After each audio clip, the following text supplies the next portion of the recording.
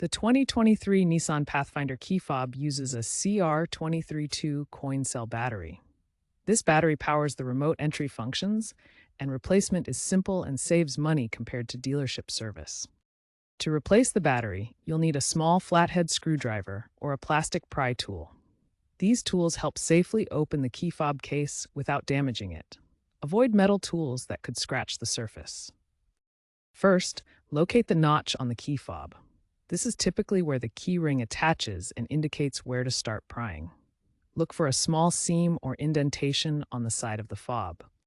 Gently pry the case open using your tool.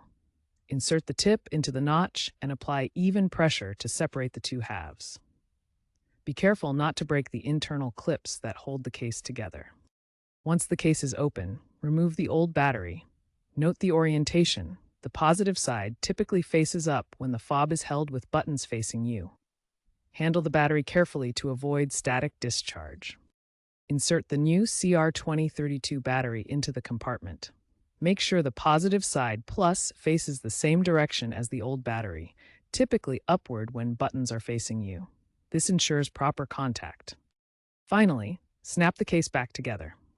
Align the two halves and press firmly until you hear or feel the clips engage. Ensure the case is fully closed to prevent moisture ingress.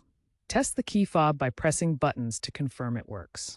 If the key fob doesn't work after replacing the battery, double-check the battery orientation. Ensure the battery is new and has sufficient charge. If problems persist, consult your vehicle's settings menu for reprogramming instructions or visit a Nissan dealer. Avoid using metal tools excessively to prevent scratches. While aftermarket rechargeable batteries exist, they aren't OEM compatible and might void warranties. Replacing the battery yourself saves an average of $75 compared to dealership service. Keep in mind that about 35% of key fobs fail within 2 years. If you are having issues with ProPilot Assist, also ensure that you have correctly replaced the battery, as its failure can mimic sensor failures.